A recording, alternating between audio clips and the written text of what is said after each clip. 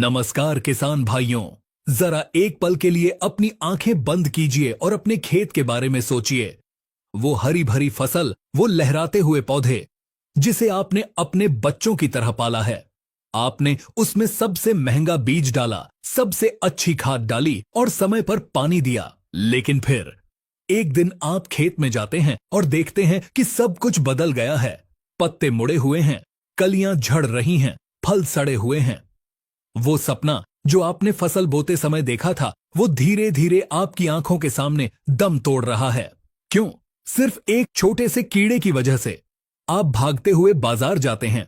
दुकानदार आपको एक चमकदार बोतल थमाता है और कहता है, यह ले जाओ, इससे सब मर जाएगा। आप वो जहर खेत में डालते हैं। एक दिन बीतता है, 2 दिन बीतते हैं, लेकिन कीड़ा नहीं मरता। उल्टा वो और ज्यादा ताकतवर होकर आपकी फसल को खाने लगता है। पैसा गया, मेहनत गई और सबसे जरूरी वो कीमती समय गया जो अब कभी वापस नहीं आएगा। आखिर गलती कहां हुई? क्या वो दवा नकली थी? क्या वो कंपनी धोखेबाज थी? या फिर गलती है हमारे चुनाव में थी? सच्चाई ये है किसान भाइयों कि खेती अब वो पुरानी खेती नहीं रही। आज हम जिस दुश्मन से लड़ रहे हैं वो बदल चुका है। वो चालाक हो चुका है। उसके शरीर ने जहर को पीना और पचाना सीख लिया है। आज का यह वीडियो कोई साधारण वीडियो नहीं है। यह आपकी खेती की जिंदगी का सबसे महत्वपूर्ण दस्तावेज साबित होने वाला है।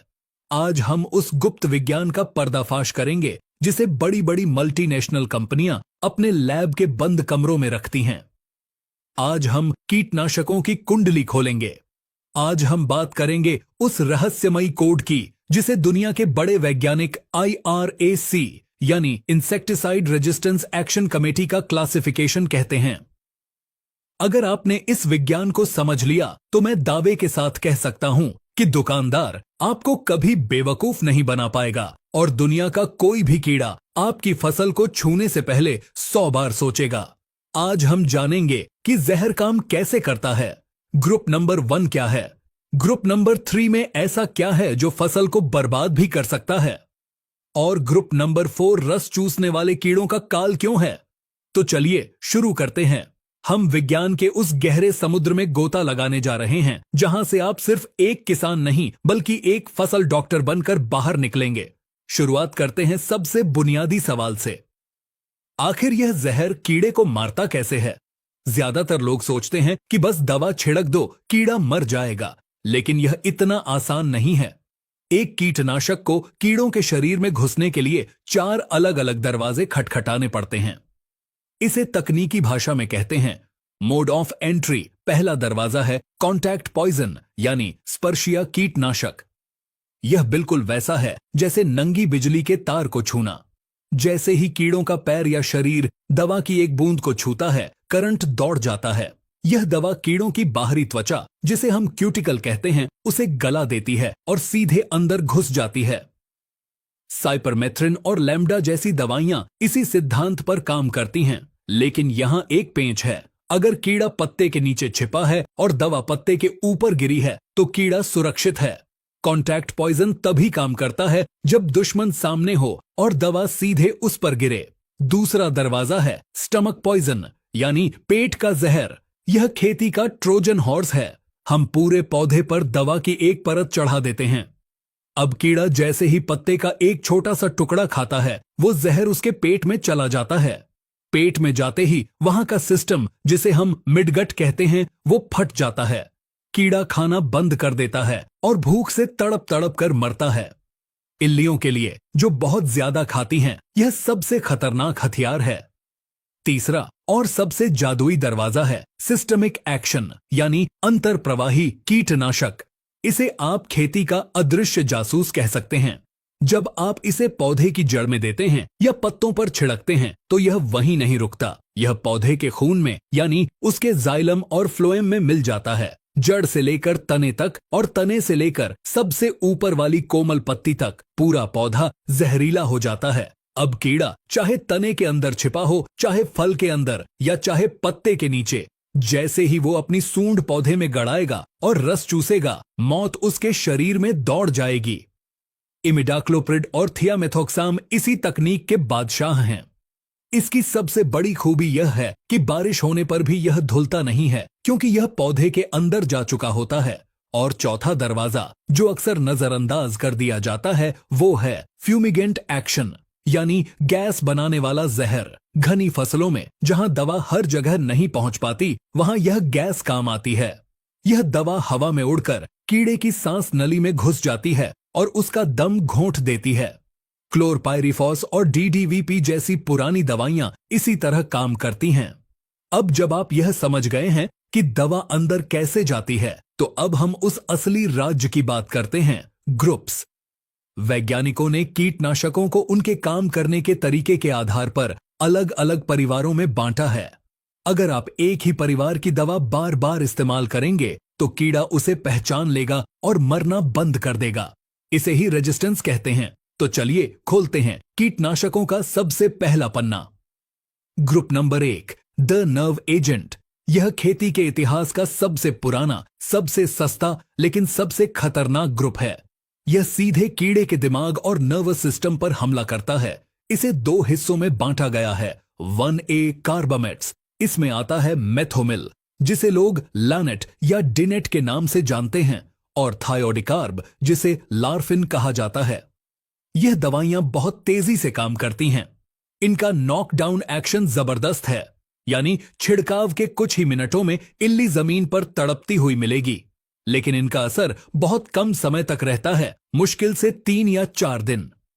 1B ऑर्गेनोफॉस्फेट्स, यह वो ग्रुप है जिसने पिछले 50 सालों से भारतीय खेती को संभाला हुआ है, लेकिन यह इंसानों के लिए भी उतना ही जहरीला है।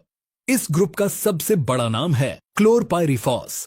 किसान इसे हल्की दवा समझते हैं, लेकिन यह मिट्टी का सबसे बड़ा डॉक्टर है। यह कांटेक्ट भी है, पेट का जहर भी है, और सबसे बड़ी बात, यह गैस भी बनाता है। अगर दीमक की समस्या है या जड़ में कीड़ा है तो क्लोरपाइरिफॉस से बेहतर और सस्ता कोई विकल्प नहीं। लेकिन याद रखें, इसका जहर लंबे समय तक मिट्टी में रहता है, इसलिए इसे तुड़ाई के समय कभी न डालें। इसी ग्रुप का दूसरा जांबाज है प्रोफेनोफॉस। अक्सर जब इल्ली किसी दवा से नहीं मरती तो दुकानदार कहता है इसमें प्रोफेनोफॉस मिला लो। क्यों? क्योंकि प्रोफेनोफॉस में एक खास शक्ति है, ओविसाइडल एक्शन, यानी यह सिर्फ मां को ही नहीं मारता बल्कि उसके पेट में पल रहे अंडों को और पत्तों पर रखे हुए अंडों को भी फोड़ देता है। यह इल्ली की पूरी नस्ल को खत्म कर देता है। इसकी एक और खासियत है ट्रांसलेमिनार एक्शन। यह पत्ते के आर पार जाकर छिपी हुई इल्लियों को भी मारता है। और फिर आता है एसिफेट, जिसे लोग असटाफ के नाम से जानते हैं। यह पाउडर फॉर्म में आता है। इसकी सबसे बड़ी खूबी है इसकी बदबू। इसकी सड़ी हुई गंध से कीड़े भाग जाते हैं। यह सिस्टमिक है और रस चूसने वाले कीड़ों के साथ साथ चबाने वाले कीड़ों को भी मारता है। लेकिन ध्यान रहे, यह बहुत गर्मी पैदा करता है। अब आगे बढ़ते हैं ग्रुप नंबर 3 की तरफ। Group number 3, synthetic pyrethroids. इन दवाओं को पहचानना बहुत आसान है। जिस भी दवा के नाम के अंत में थ्रिन लगा हो, समझ जाइए वो इसी ग्रुप का है। साइपरमेथ्रिन, अल्फामेथ्रिन, डेल्टामेथ्रिन, लैम्ब्डा साइहेलोथ्रिन, यह सब एक ही परिवार के सदस्य हैं। यह दवाइयां कीड़ों के नर्वस सिस्टम में सोडियम चैनल को जाम कर देती हैं। आसान भाषा में कहें तो कीड़े को हाई वोल्टेज का करंट लगता है।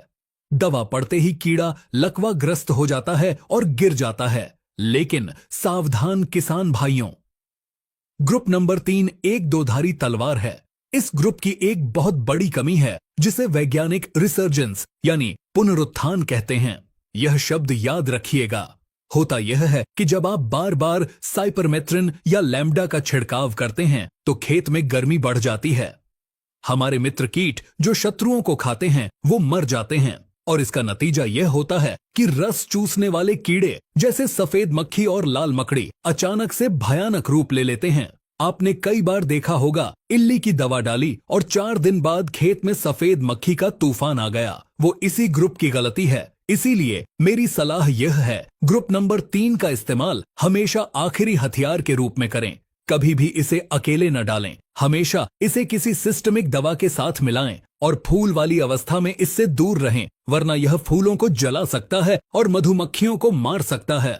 अब हम चलते हैं उस ग्रुप की ओर जिसने पिछले 20 सालों से रस चूसने वाले कीड़ों पर एक तरफा राज किया है। Group number 4, नियोनिकोटिनॉइड्स।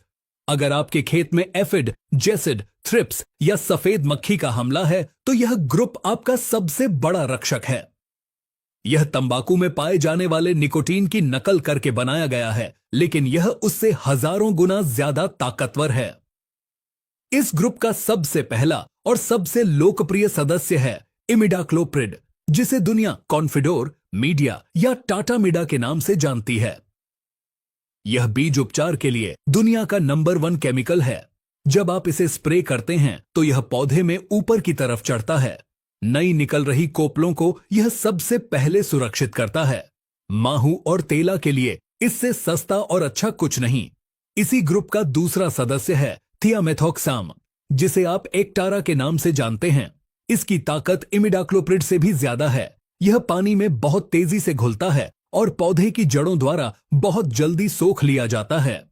अगर आप ड्रिप सिंचाई करते हैं तो थियामेथोक्साम सबसे बेस्ट है। इसकी एक और खूबी है जिसे हम फाइटोटॉनिक इफेक्ट कहते हैं, यानी इसे डालने के बाद पौधा हरा भरा हो जाता है, उसकी ग्रोथ बढ़ जाती है और वो तनाव से मुक्त हो जाता है। और इसी ग्रुप में एक आधुनिक जासूस है एसिटामिप्रिड, जिसे प्राइड या इक्का कहा जाता है। जहां इमिडा और थियामेथोक्साम सिर्फ सिस्टमिक हैं, वहीं एसिटामिप्रिड में ट्रांसलेमिनार गुण भी है, यानी यह पत्तों के नीचे छिपी हुई सफेद मक्खी और उसके बच्चों को ढूंढ कर मारता है। लेकिन किसान भाइयों, यहां एक बहुत बड़ा खतरा भी है। चूंकि ये तीनों दवाइयां इमिडा, थियामेथोक्साम और एसिटामिप्रिड एक ही ग्रुप नंबर 4 की हैं, इसलिए इनका काम करने का तरीका बिल्कुल एक जैसा है। अगर आप पहले स्प्रे में इमिडाक्लोप्रिड डालते हैं और दूसरे स्प्रे में एक्टारा डालते हैं तो आप गलती कर रहे हैं। कीड़े के लिए यह दोनों एक ही चीज हैं। अगर कीड़े में इमिडा के प्रति रेजिस्टेंस आ गया तो वो एक्टारा से भी नहीं मरेगा, आपको ग्रुप बदलना ही पड़ेगा। तो अब सवाल यह उठता है, अगर ग्रुप 4 काम करना बंद कर दे तो हम क्या डालें? रस चूसने वाले कीड़ों के लिए अगला ब्रह्मास्त्र कौन सा है? क्या कोई ऐसा ग्रुप है जो इन सबसे अलग तरीके से काम करता है? और वो कौन सी नई दवाइयां हैं जैसे स्पिनोसाड, इमामेक्टिन और कोराजन, जो आज की तारीख में इल्लियों का काल बनी हुई हैं? वो किस ग्रुप में आती हैं और वो इतनी महंगी क्यों हैं? यह सब और इससे भी बहुत कुछ हम जानेंगे इस महासीरीज के दूसरे भाग में। अगले भाग में हम बात करेंगे ग्रुप नंबर 5 यानी स्पिनोसिन की, जो जैविक होकर भी रासायनिक जैसा असर दिखाता है। हम बात करेंगे ग्रुप नंबर 6 की, जो इल्लियों को भूखा मारता है। और हम बात करेंगे दुनिया के सबसे महंगे और सबसे बेहतरीन ग्रुप 28 यानी डायमाइड्स की। यह कहानी अभी खत्म नहीं हुई है, यह तो बस शुरुआत है। खेती का असली हाईटेक विज्ञान अभी बाकी है। अगर आप चाहते हैं कि हम इस सीरीज का दूसरा भाग जल्द से जल्द लाएं, तो कमेंट बॉक्स में नेक्स्ट पार्ट जरूर लिखें और इस वीडियो को अपने हर उस किसान भाई तक पहुंचाएं जो दुकानदार के भरोसे अपनी मेहनत की कमाई लुटा रहा है। जागरूक बने, वैज्ञानिक बने। मिलते हैं बहुत जल्द इस रहस्य के अगले अध्याय के साथ। तब तक के लिए अपने खेत की निगरानी करते रहें। जय हिंद, जय किसान।